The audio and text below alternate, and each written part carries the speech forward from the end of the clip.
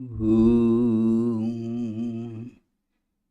भद्रं कर्णैभिः शृणुयाम देवाः भद्रं पश्येमाक्षभिर्यजत्राः स्थिरैरङ्गैस्तुष्टुवागं सस्तनूभिः व्यशेम देवहितं यदायुः ॐ शान्ति शान्ति शान्तिः. Let us pray together. We offer our salutations to the all-loving being who endows all beings with consciousness. We meditate on the Lord, who is the origin of the universe. Lord, thou abidest in all, thou art all, thou assumest all forms. Thou art the origin and goal of all. Thou art the self of all. Thou art existence, knowledge and bliss. Salutations unto thee. May the world be peaceful. May the wicked become gentle. May all creatures think of mutual welfare. May their minds be occupied with what is spiritual and abiding.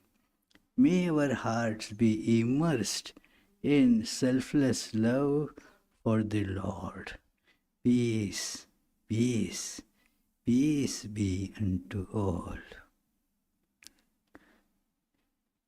On Friday there was the birthday of Shankaracharya, and today our discussion will be centered on one of the themes connected with his very special teaching. So we'll begin today's this service by a recital of Shankaracharya's. Actually, it is a poem written by one of his disciples in his honor, and it is very well known as Totaka Ashtakam. Totaka was one of his disciples, and I will tell the story of this song after the singing of it. So please, our devotees here, Rajeshwari Balasubramanyam and her friend who will be singing it, Jyoti Champanerkar. So they both will come here and sing this song.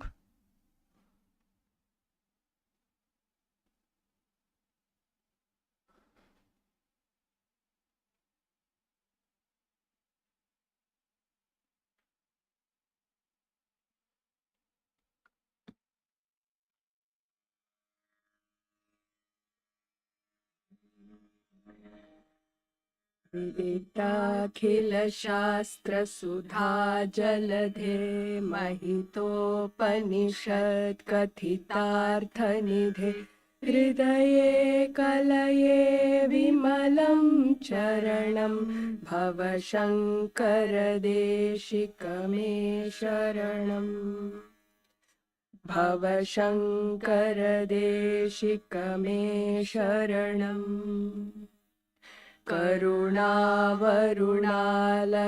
पालय मां भवसागर दुःखविदूनहृदं रचयाखिलदर्शनतत्त्वविदं भव शङ्कर देशिक मे शरणम् भव शङ्कर देशिक मे शरणम् भवता जनता सुहिता भविता निजबोध विचारण चारुमते कलयेश्वर जीव विवेकविदं भव शङ्कर देशिक मे शरणम् भव शङ्कर देशिक मे शरणम् भव एव भवानिति मे नितरां समजायत चेतसि कौतुकिता मम वारय मोहमहाजलधिं भव शङ्कर देशिक मे शरणम् भव शङ्कर देशिक मे शरणम् सुकृतेऽधिकृते बहुधा भवतो भविता समदर्शनलालसता अतिदीनमिमं परिपालय मां भव शङ्कर देशिक मे शरणम् भव शङ्कर देशिक मे शरणम् जगतीमवितुं कलिताकृतयो विचरन्ति महामहसः चलत अहिमांशुरिवात्र विभासि गुरो भव शङ्कर देशिक मे शरणम् भव शङ्कर देशिक मे शरणम् गुरुपुङ्गवपुङ्गवकेतनते समतामयतां नहि कोऽपि सुधिः शरणागतवत्सलतत्त्वनिधे भव शङ्कर देशिक मे शरणम् भव शङ्कर देशिक मे शरणम् विदितान मया विशदैककला न च किञ्चन काञ्चनमस्ति गुरो द्रुतमेव विधेहि कृपां सहजां भव शङ्कर देशिक मे शरणम् भव शङ्कर देशिक मे शरणम् भव शङ्कर देशिक मे शरणम्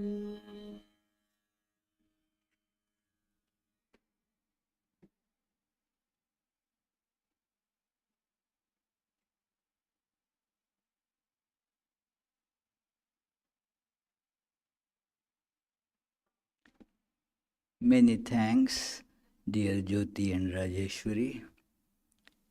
This song, there is an anecdote associated with it, that this disciple of Shankaracharya, Totaka was his name, and Totaka, amongst all the other students there, he was special in the sense that he was not paying much attention to studies, was not particular about reading anything, and so all other students thought that he is stupid and doesn't know anything. So as it happened one day that the teaching was to begin, all students had gathered and Shankaracharya was waiting for Totaka to arrive. Now some of the disciples said that what matters whether if he comes or doesn't come, he doesn't pay any attention anyway. So let us proceed. Totaka was doing service to his guru. He had taken his clothes for washing on the river, so was getting a bit delayed. Shankaracharya kept quiet, didn't say anything. And as soon as this Totaka came in, he said, "Today I will not teach the class. Instead of me, this Totaka will be giving lesson today." And everybody was certainly terribly taken aback. What this fellow is going to teach? And they began with this praise of the Guru Shankaracharya, that it is this 8 verse chant of his is very important, very popular, shows that how does one get knowledge. We feel that the knowledge comes by reading lot of books. No, knowledge doesn't come by that, by doing lot of studies or any such external practice. Knowledge comes as the revelation of the Guru in us. So this is what this indicates. My in one of my classes, there was this story of Satyakama, and there was a question in our discussion with a friend about how can he get knowledge, that Satyakama got knowledge without formally being given any sermons, was just told to tend the cows, take them and come back when they become 1000. They are very malnutritioned, so see that they get fed properly, and then when their number grows, they become 1000, bring them back. And while that was happening, as he was serving this cattle and was in the forest, as the cattle were grazing, they were becoming healthy, they were finding right food and water and care. One day, as it happened, the bull said there that, yeah, now we are 1000. And before we go back to the teacher, let me give you 1/4 of the knowledge of Brahman. So, a fourth of the knowledge of Brahman was revealed by the bull. Then he said, another fourth will be revealed to you by the fire. So in the evening the fire was lighted, and the fire gave another half and said that next will be given by a swan that you will see. So the swan gave another third part of it and said that a bird Madgu will be giving you the last remaining quarter of the knowledge. And thus he got all the knowledge and came back to the teacher, and the teacher said, "Wow, your face is shining like the face of Noor of Brahman. Where did you get all this knowledge?" It is, and Satyakama replied, by all non-humans. But now I want to listen to it from your mouth. And the same thing that he had heard earlier from the bull, from fire, from swan, and from this bird Madgu, it was again told to him. Nothing more was added. So this is how the revelation of true knowledge comes up in us. So today we are going to discuss a few important points about Shankaracharya's great teaching. Especially he is called harmonizer, Shanmata Sansthapak. That means all the 6 different philosophies and opinions about the ultimate truth that were prevalent then, he brings them all into a proper harmony. And also he brought out the significance of the what is called prasthanatraya, the 3 things.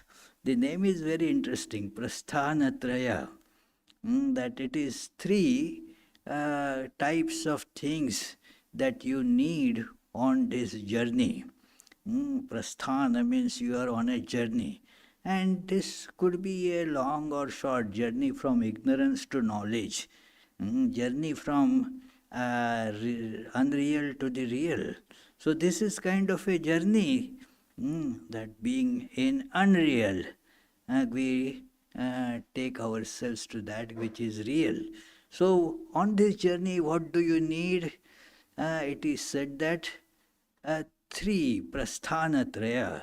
One is the Shruti Upanishads, then the exact understanding and philosophical arrangement of these Upanishadic teachings given in Brahma Sutra, and the third is Bhagavad Gita, the day-to-day implementation of this knowledge as described there in our practical life. So this is called, these three things are called our helpmates, that we need in this journey. Like people would carry some food and water, especially in the ancient days. So you have to carry your food on the journey. So this is the food that one should carry, that three prasthanas, the Upanishads, Brahma Sutras and Bhagavad Gita. Shankara wrote commentaries on these three. He wrote commentary on 10 principal Upanishads, and these Upanishads therefore are called the principal Upanishads. That itself shows the glory of Shankaracharya, that there are 108 known Upanishads, and according to some there are many more. But why these are called principal Upanishads? Other Upanishads have similar teachings, but these became known as principal Upanishads because Shankaracharya wrote commentaries on these, and therefore the deep spiritual meaning of these got revealed for people, and thus they become more known, more popular. So, he also commented on Brahma Sutra, a great commentary, and also Bhagavad Gita. Swami Vivekananda says one of the greatest works of Sri Shankara is to bring out Bhagavad Gita as one special text from Mahabharata. Mahabharata is a huge volume. It is, and one small section of it, of 700 verses, is Bhagavad Gita. So it is, I don't exactly know how much proportion of it, but no less than, Bhagavad Gita is not more than a hundredth of Mahabharata. So you can see how big Mahabharata is.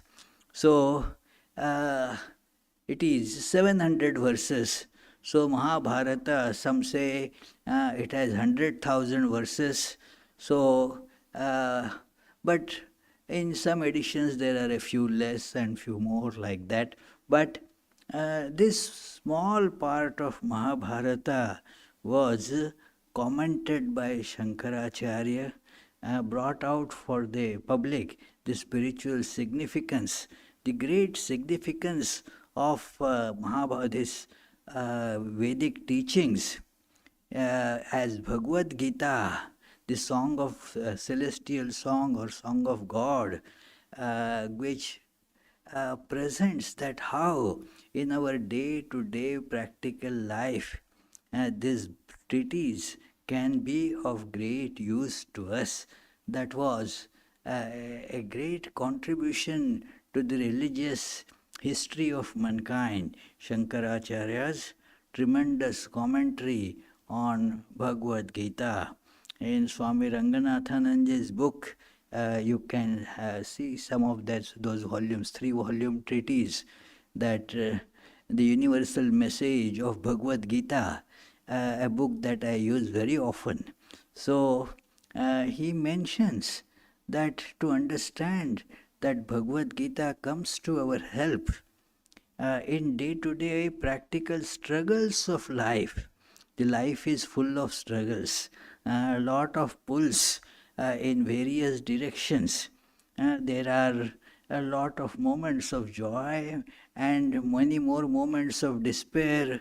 All this is seen in life, and we look for that wisdom which will make us act in the right fashion, in a decisive manner, in the midst of all these issues. So he gives an example. People use these religious texts, including Bhagavad Gita, as some very holy thing. And what would they do? This is a common experience I have also seen. That book will be kept in the shrine. That people keep that book inside a shrine room, worship it, apply sandal paste and flower and all to that book. Never care to open and read the book, you say. It is, the point is to read it, imbibe the message, and express that in your actions so that your life becomes illumined. So this is what Shankaracharya did in Bhagavad Gita, in his commentary on Bhagavad Gita. One very nagging question that keeps on coming back again and again in religious discussions, especially when it comes to the teachings of Upanishads and Puranas. They are all are actually parts of the Vedic teachings. The Vedic teachings are given at three different layers. One is the Upanishads, that is called Shruti. Then there is Smriti, and then there is Puranas. All this together forms the gamut of the Hindu scriptures, Shruti, Smriti, and Purana. So, Shankaracharya's one salutation hymn is, it says, Shruti Smriti Purana Nam Alayam Karunalayam, that he is, as it were, the storehouse of all these three, Shruti, Smriti, and Purana. Smriti lays down the ways and laws by which these philosophical teachings can be put into our day-to-day practice. Because philosophy, great it is, but most people do not have mind or time to read and understand that. We see that in our this regular experience also. In the books of philosophy in library, and they just keep on gathering dust. Hardly any people, readers go to read those. So why? Because that is not so attractive. It is felt too difficult and useless. That is an idea that goes about philosophy.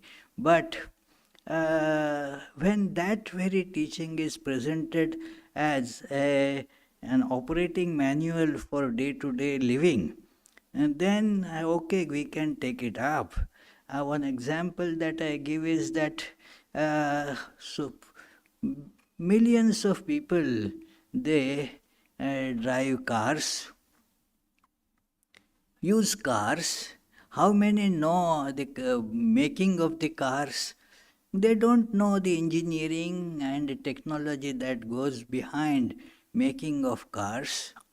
But yet they can use the cars. What they need is an operator's manual, that when should I put oil, when should I change this, when should I take to a mechanic, and all that.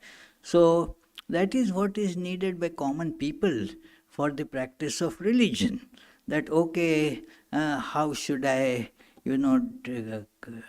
act during the day, when should I wake up, when should I sleep, what should I do after I get up, how should I arrange various important steps in my life, how should I get married, how should I go about my education. All those things are given in Smritis. And Bhagavad Gita, being part of the Mahabharata, which is a Smriti, it is considered a Smriti, but it is given as much respect as of Shruti. Therefore, it is called also Upanishad. Anyway, so this is a part that is changeable because the rules keep on changing. The theory of heat engines hasn't changed much in last 100 years, but you cannot use the manual of the first car of Ford for a new Ferrari, isn't it? It will be ridiculous to use that manual for Ford's first car for the Ferrari. So similar, because it is outdated. So the Smritis go on becoming outdated because the society, under the pressure of new evidence, new knowledge, keeps on changing. Various reasons are responsible for that, and we don't want to get into that now, but the life at that level keeps on shifting and changing.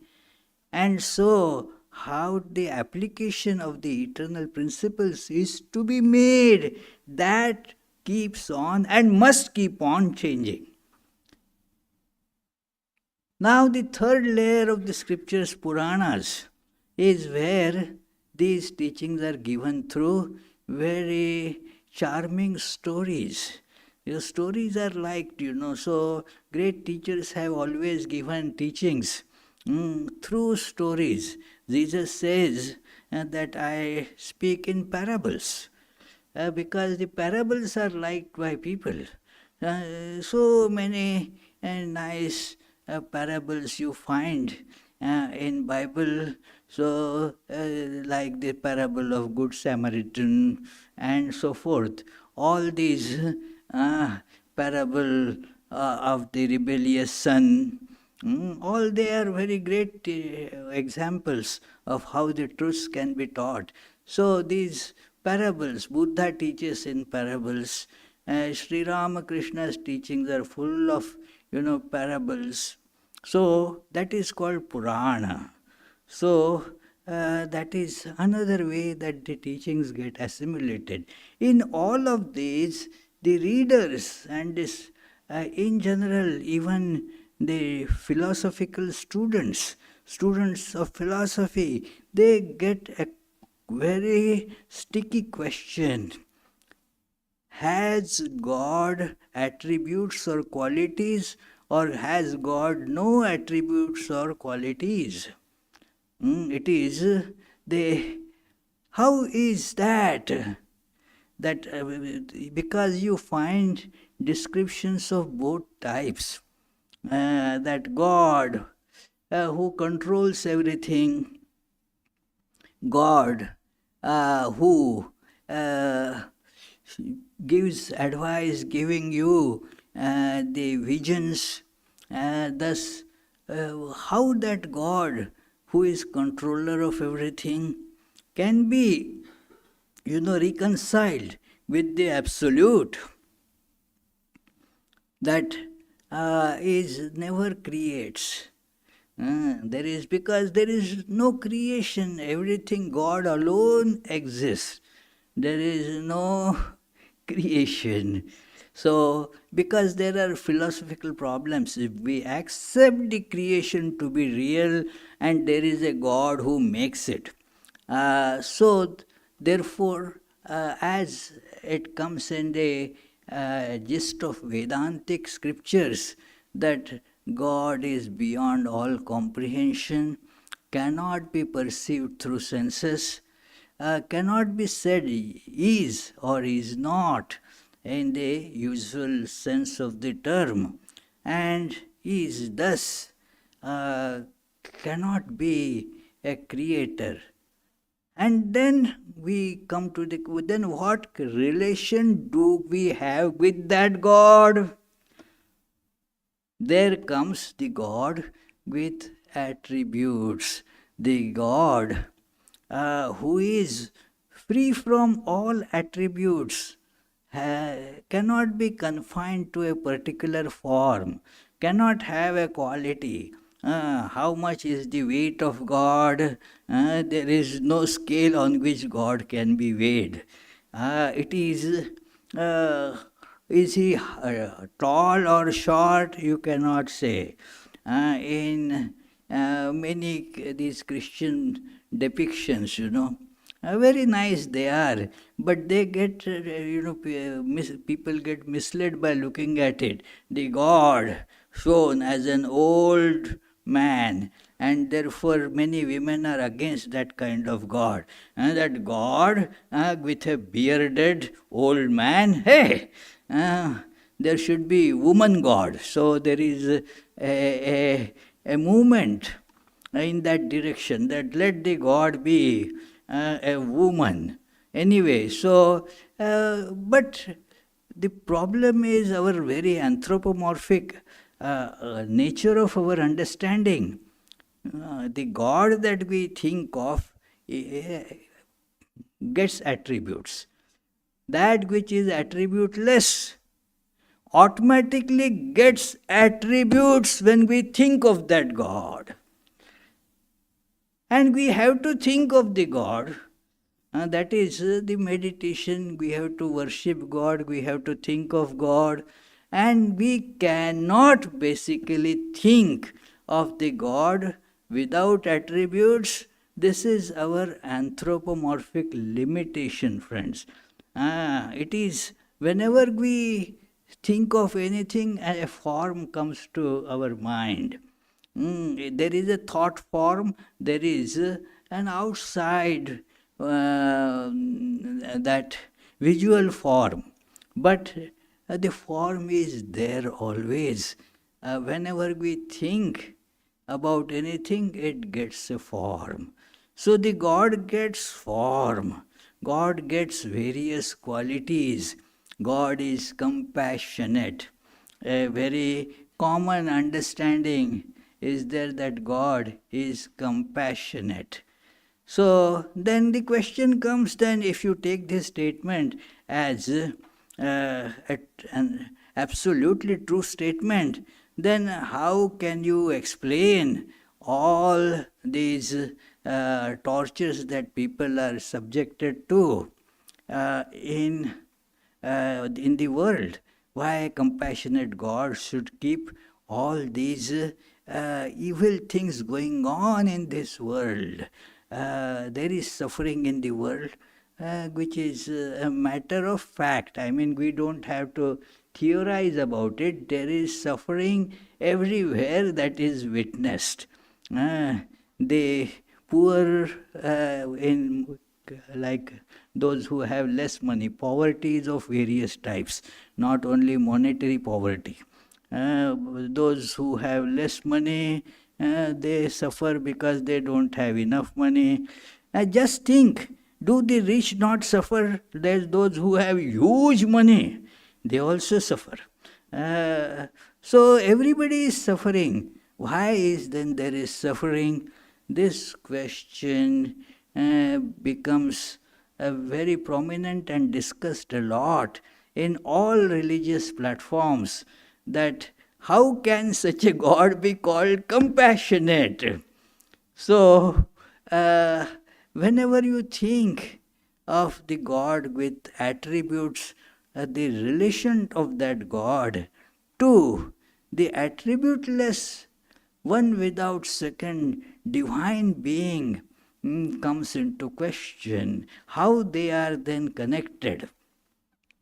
Various schools of Indian philosophy, they have tried to explain it in different ways. Shankara's speciality, and in a very convincing way he presents that in a forceful way, that that very one without attributes appears with all attributes.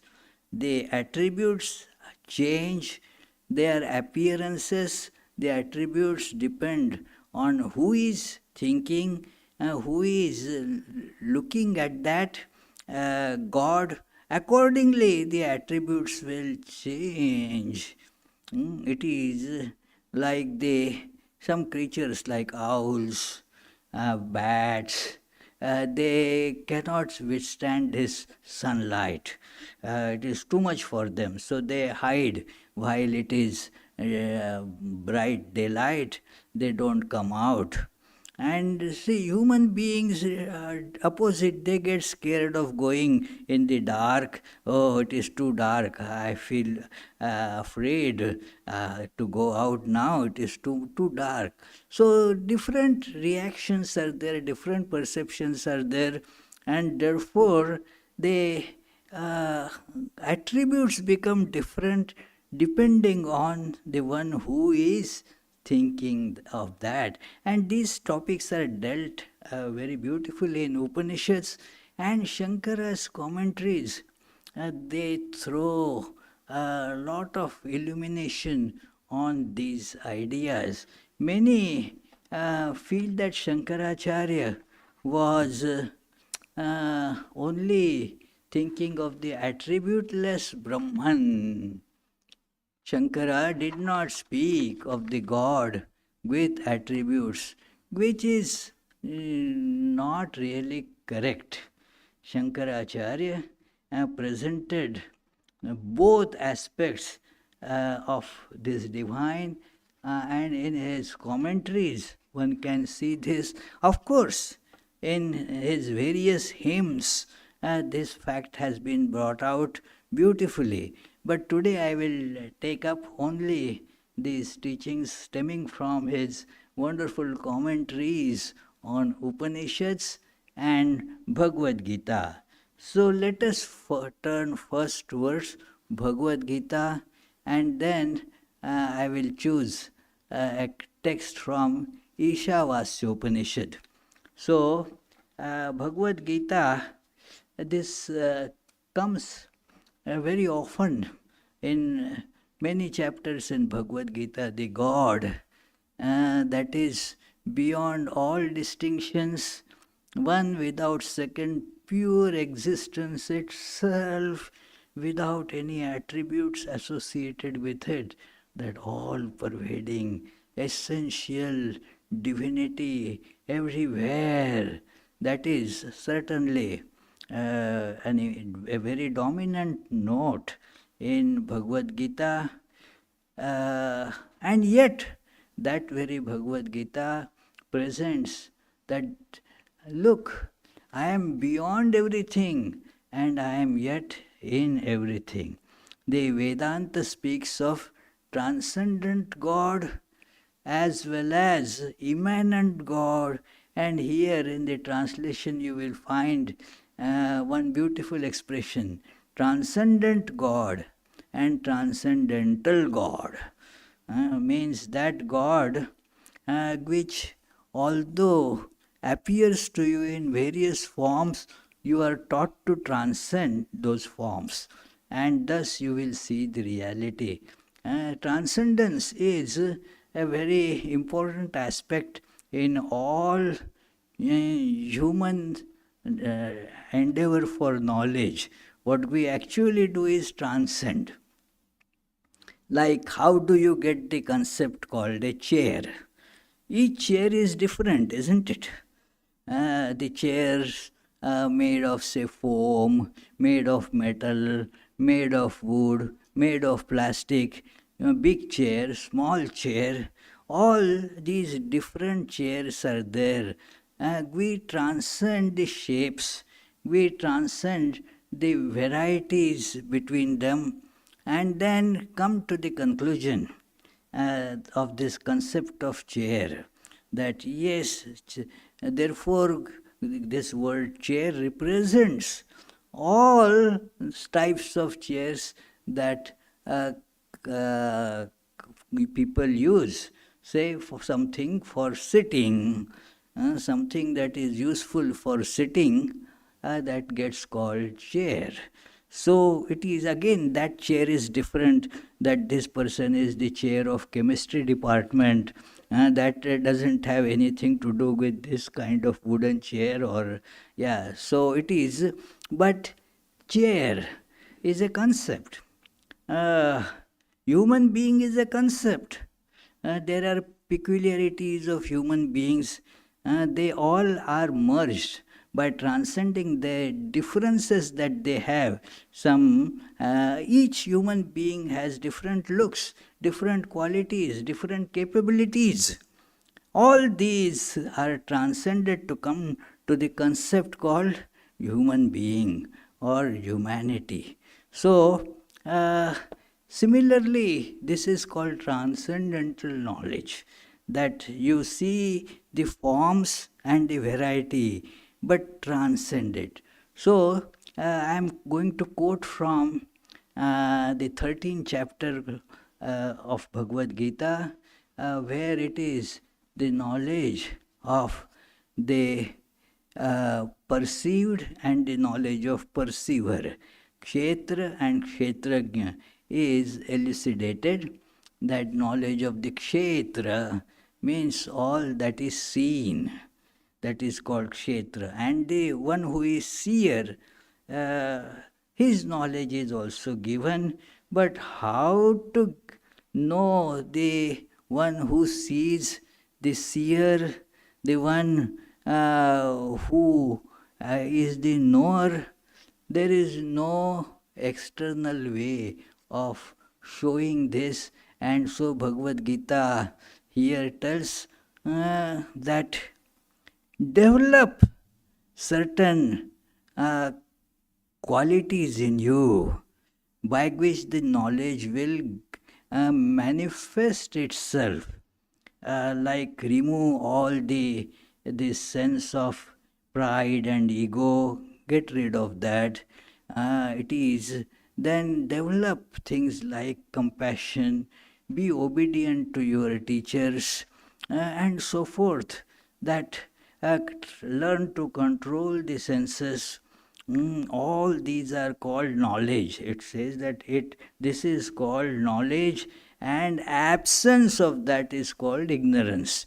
Wonderful definition, isn't it? That it is to be a PhD is not a knowledge, according to this definition. You can have many such things, and in a limited sense, they are knowledge of the that which is knowable. But the knowledge of the knower you will get as a matter of experience, but because it cannot be pointed out, as soon as you point out, it becomes known. How can you point out that? Because it is, you point out to something, this is that, then there is something that is not that. So that which is all pervading, how can you point it out in anything? So therefore, it can be experienced but cannot be pointed out, cannot be written about. So now Shankaracharya says that very reality is expressing itself through all our perceptions. It pervades everything. So there is this the verse on which the commentary I am going to take it up, although it is also there in a few verses right in this chapter around. So, but one verse will be good. This verse is quoted by Swami Vivekananda in appreciating the both aspects of the truth. Sarvatah panipadam tat sarvatokshishiro sarvatah shrutimaloke sarvamavritya tishtati. This is the 13th verse in the 13th chapter. So, the simple translation of this verse will be that knowable, which has hands and feet everywhere, which has eyes, hands, and mouths everywhere, which has ears everywhere, exists in creatures by pervading them all.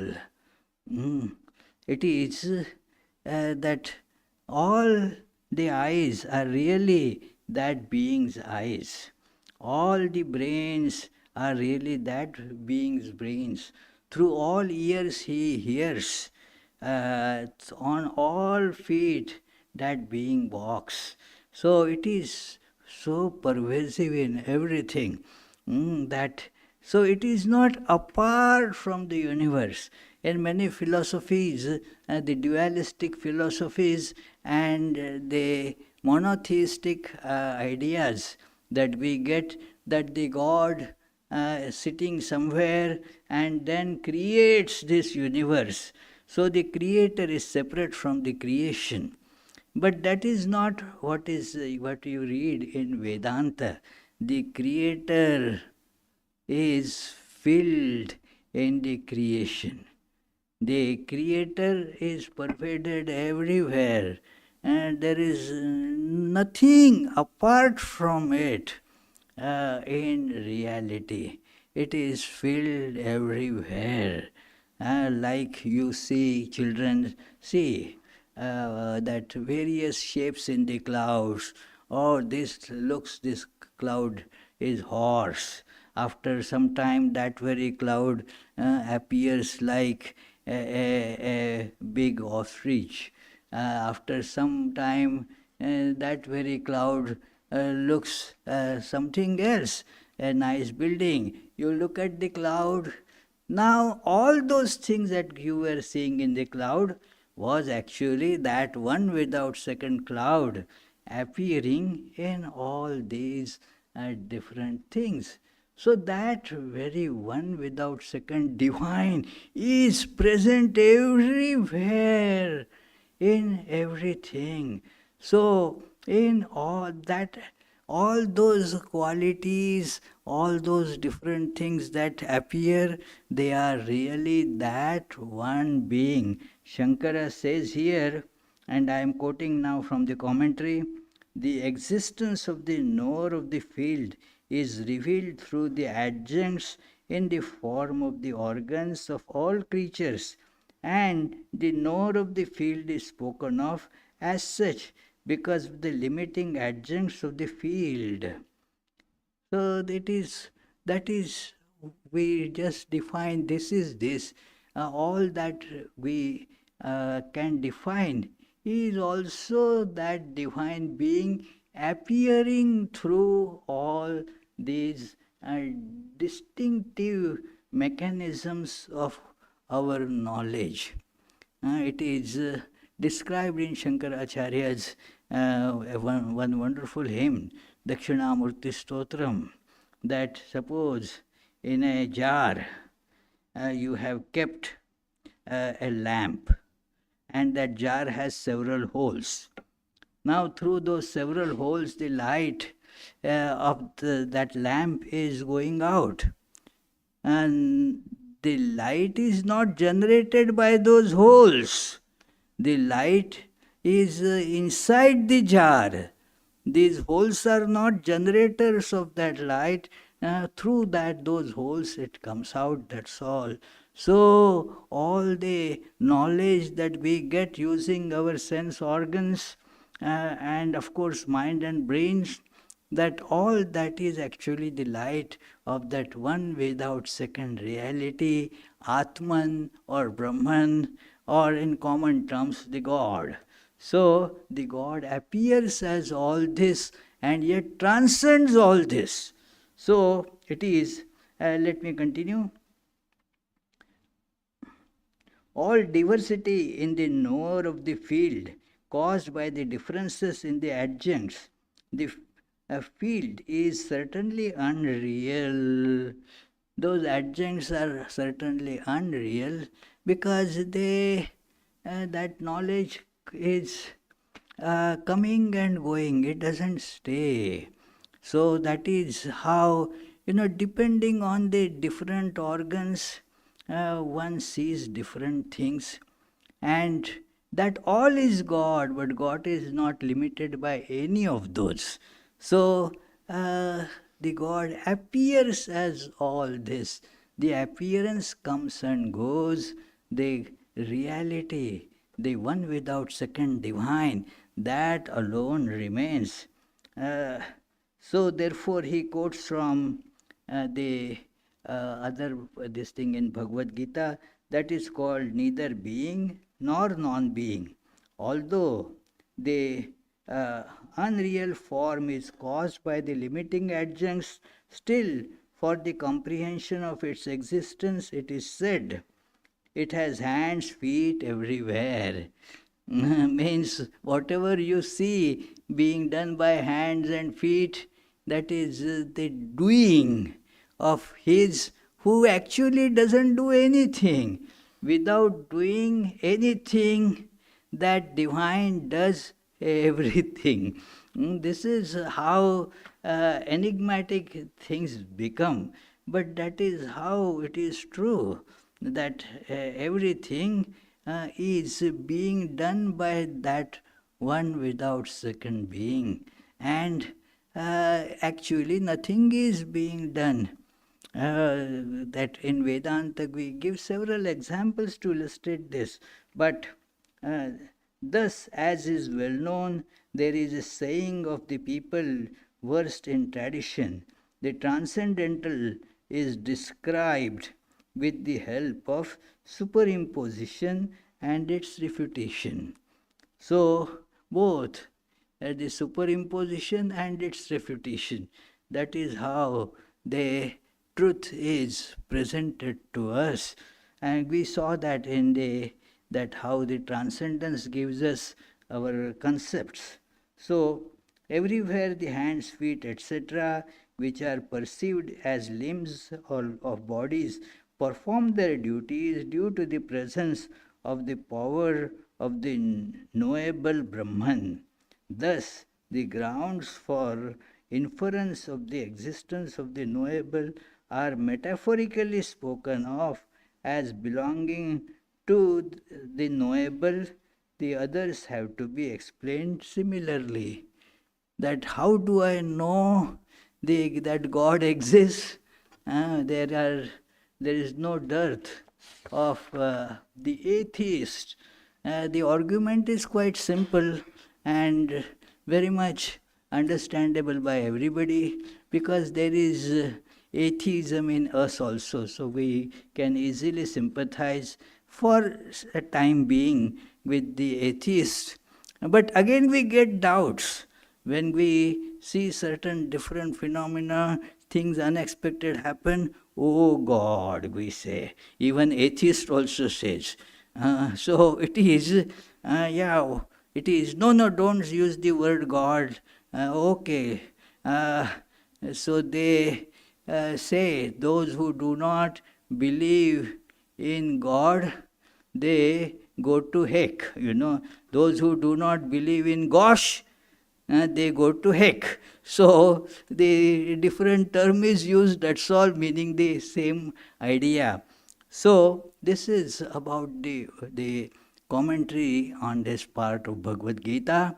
And now I'll turn to the commentary on this verse in Ishavasya Upanishad. It comes in the other verses also of this same Upanishad, but this is a concluding chapter where it says, the verse says that, I'll read just the translation. The all-pervasive, pure, bodiless, without wound, without sinews, taintless, untouched by sin, omniscient, ruler of the mind, transcendent and self-existent. So this is the first aspect, the formless, attributeless, qualityless, that it is he has duly allotted the respective duties to the eternal years, to the eternal creators called by that name. So it is, he is also the Kavi, means the poet. Manishi, the one who thinks. It is, he moves everywhere, but then you see in various forms that you want to see. So it is said that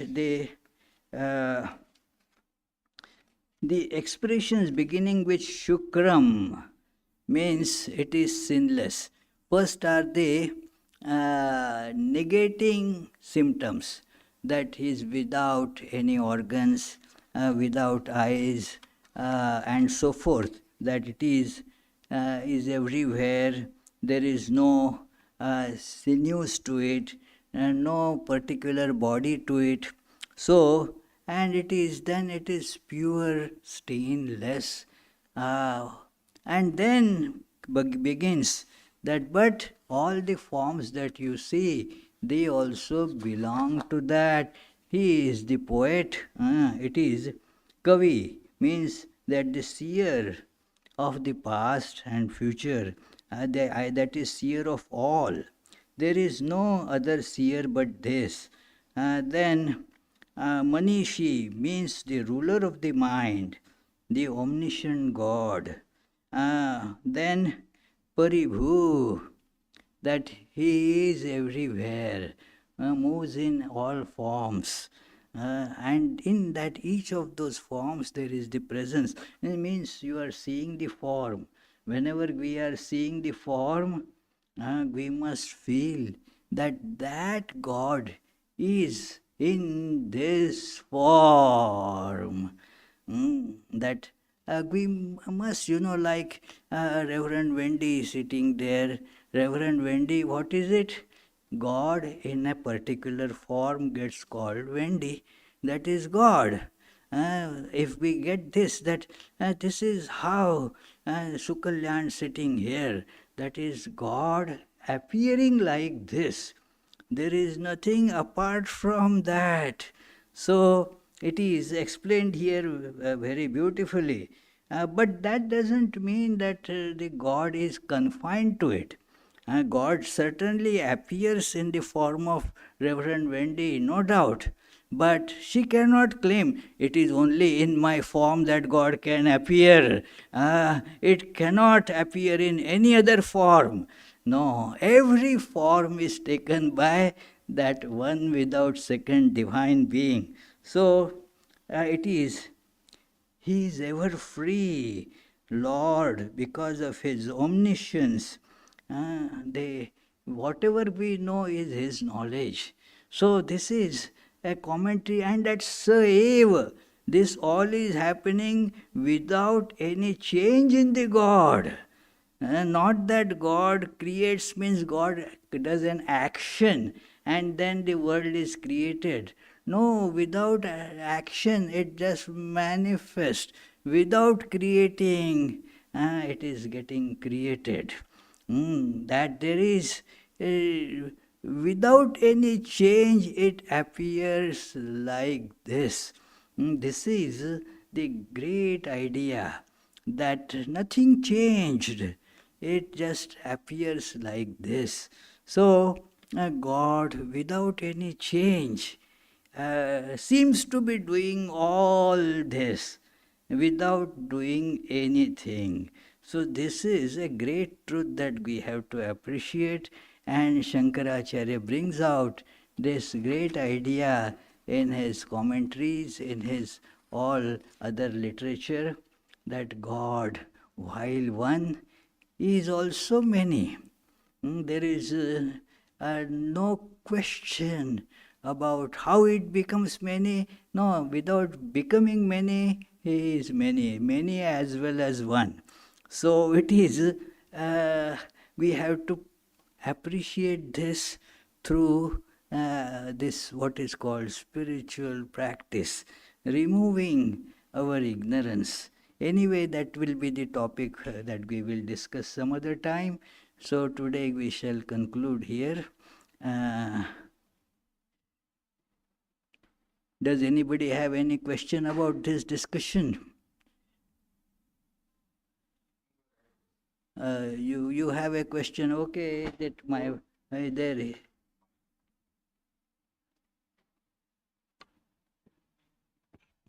Thank you very much. Thank you very much. So I have a question. So you were saying that so God is one and also many, means the God's presence manifested in different forms. So that also, I think, when Hiranyakasipu asked Prahlad, where is your God? The God is okay. So he replied, yes, God is in the pillar, God is in the chair, God is everywhere.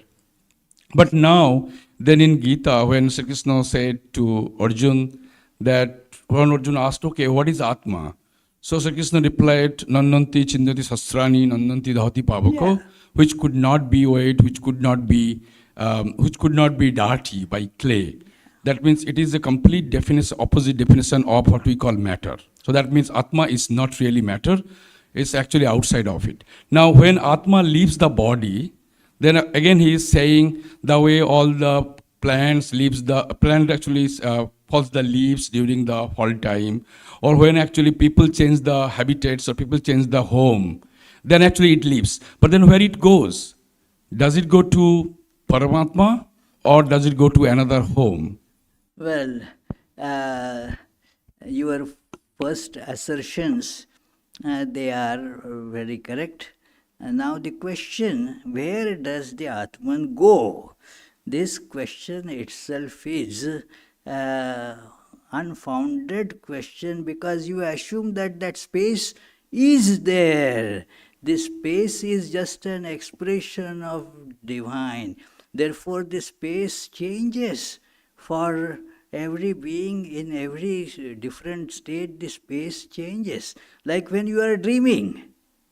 In which space are you dreaming? It's a completely different space. In one space, the body is just lying down on the bed. In a different space, you are riding a unicorn and going everywhere. It's a different space. So, where? That question, you need to have a precise definition of which space. The Atman leaves the body means not that some a particular piece of matter is going out from there. No, it is the awareness that I am this has left, that's all. Just as in your dream, you leave that awareness that I am the being that is lying on the bed. Your awareness is now I am flying on a unicorn. So that becomes the... So which space? I am the generator of space and time. I am not in space and time. But according to my state, the space and time get generated about me. So therefore this question, where does it go, in itself has no basis. Thank you. Raji had a question. Pranam Maharaj. So this dualistic idea of a personal God, does this have any place in Adi Shankara's philosophy? Of course. That only thing is that which is impersonal, that becomes personal. By your thinking of that divine, that has already become personal. Even when you say the God is beyond all these attributes, that is your personal opinion. So it is only you can talk of is personal God. What you can worship is only personal God. So that very God which is impersonal and without attributes, that very God is perceivable, worshipable, adorable. So there is no two gods. It is, Swami Vivekananda explains it that if you keep on taking, this analogy comes in Jnana Yoga, that if you have, say, taking pictures of the sun, if you are moving towards sun, and at every stage you are taking photographs of sun. Now all these photographs will be different. But still, are they not the photographs of the same sun? Yeah, same sun and different readings, that's all. It is the same, at the matter of the mind. This person is good according to some, this person is terribly bad according to some. Again, that changes according to that times. So that very person who was calling it bad, afterwards starts saying, oh, this is very good. So this is all the same God without any change. That God has not undergone any change. Like the cloud, while remaining cloud, appears as a horse.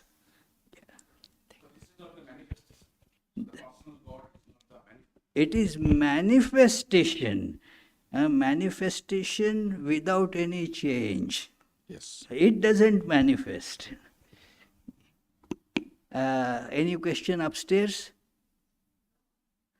So, I'll conclude after telling the programs in the coming week. All the daily meditations, prayers, morning, evening, they will go on as usual. The Tuesday and Friday classes at 7:30 p.m., they will go on as usual. Tuesdays, the topic is the Gospel of Sri Ramakrishna, and Fridays, it is stories from Srimad Bhagavatam. The topic for coming Sunday, will be, that lecture will be delivered by Ezenwa Onwugbenu.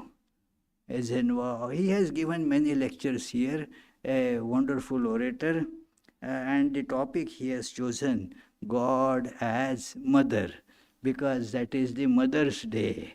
So God as Mother. So you are all invited to join. And today there is a special music concert. After this, we will have the evening arati, and in the hall downstairs, there will be the concert, sarod and tabla. So you are all welcome to join that concert also. Now please join the closing prayer. May the Divine, who is Father in heaven of the Christians, Holy One of the Jewish faith, Allah of the Muslims, Buddha of the Buddhists, Tao of the Taoists, Great Spirit of the Native Americans, Ahur Mazda of the Zoroastrians, and Brahman of the Hindus, lead us from the unreal to the real, from darkness to light, from death to immortality. May the all-loving being manifest himself unto us and grant us abiding understanding and all-consuming divine love. Peace, peace, peace be unto all.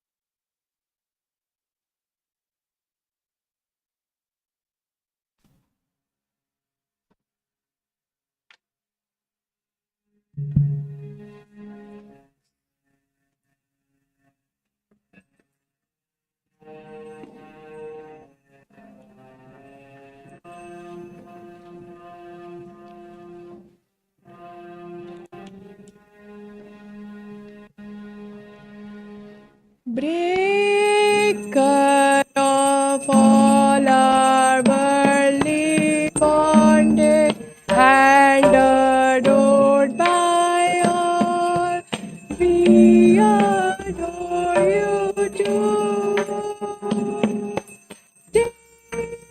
Lord, you my God.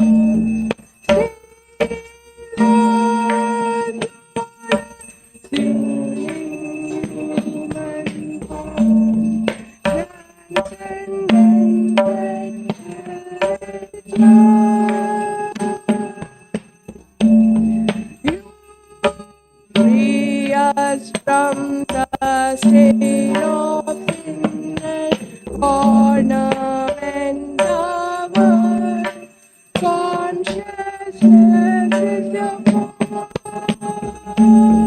your eyes always purified by knowledge.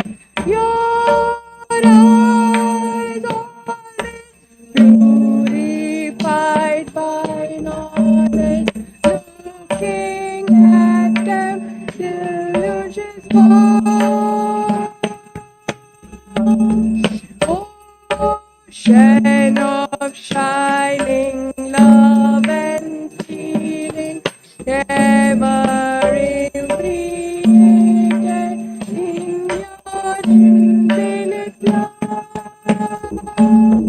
Your feet always turn to your devotee. Your feet always near to your devotee. Lord, to process reveal to us as God incarnate and the Lord of all things, helping us join with you. Your mind always set in the divine light. Your mind always set in the divine light. This we can see through your grace. Destroyer of our worldly sorrow and compassion, so infinite is your word. Your life for the world's deliverance. Your life for the world's deliverance. Saving us from darkness and fear. Renouncer of all lust and lucre, and therefore sensual life. Lord of monks, you are the best of men. Lord of monks, you are the best of men. Grant to us pure love for you. You're fearless and you're free from doubting. With your mind very harmony is all. Causeless refuge of your devotee. Causeless refuge of your devotee. Renouncing caste and birth. Our treasure is your holy feet, which take us very soon across this puddle of life. You give even sightedness. You give even sightedness. Remove our anguish here.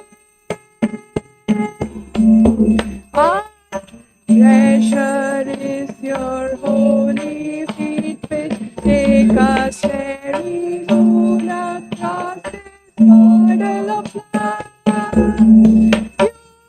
You give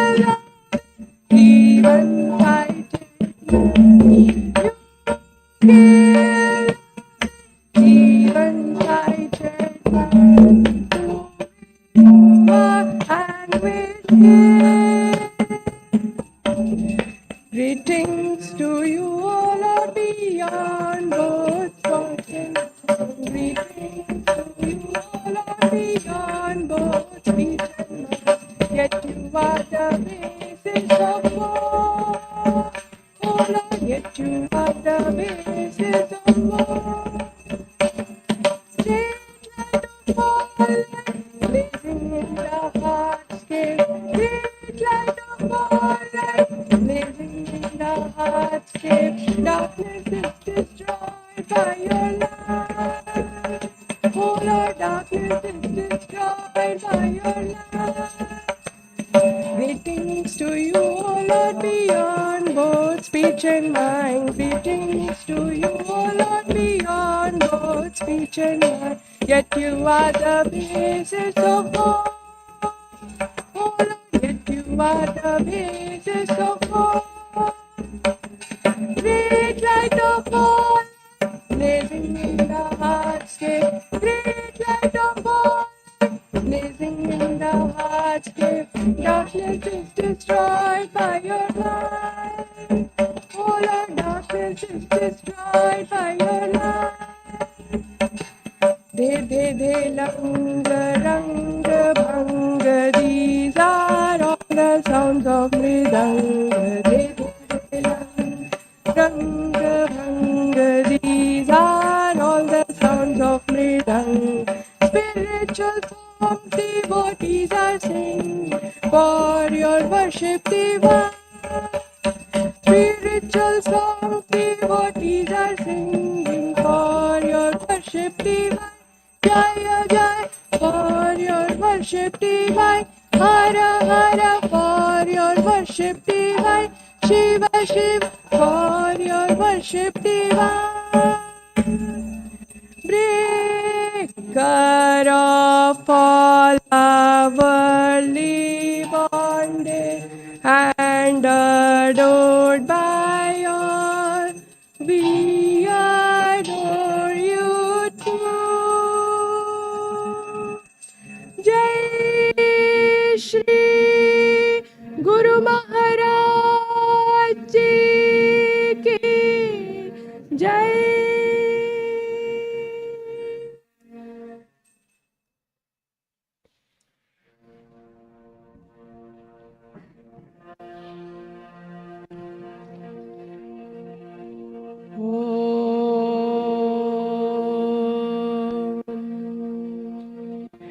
Auspicious and blessed graciousness sublime,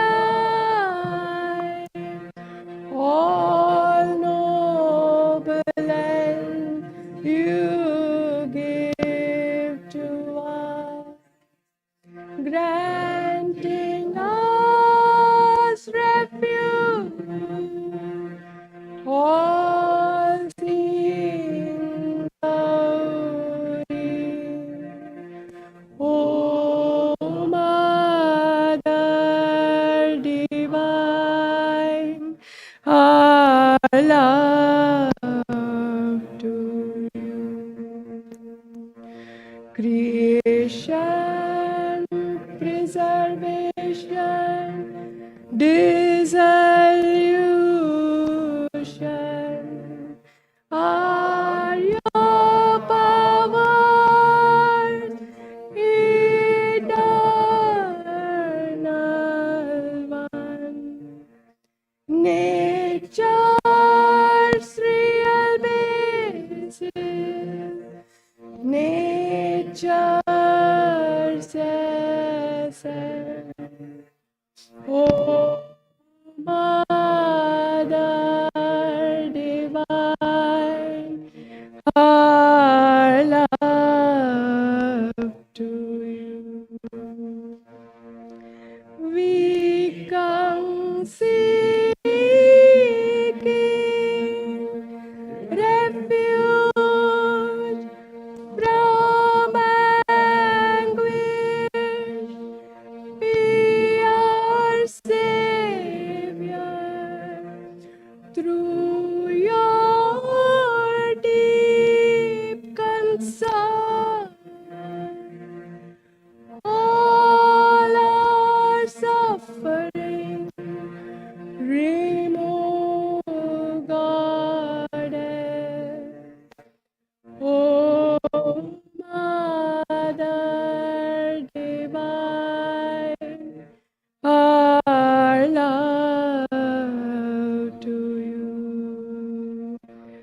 Victory, O Mother Divine, our love to you. Blessed Mother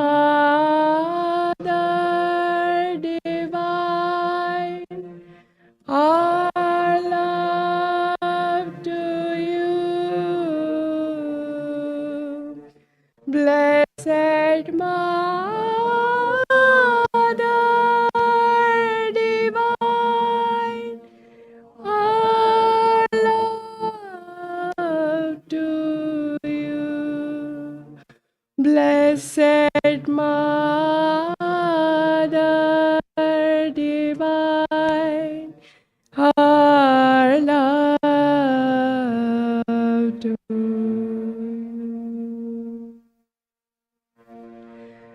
Jai Shri Ramakrishna Dev Ki Jai.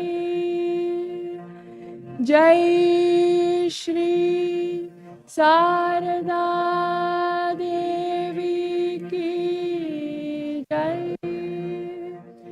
Jai Shri Swami Vivekananda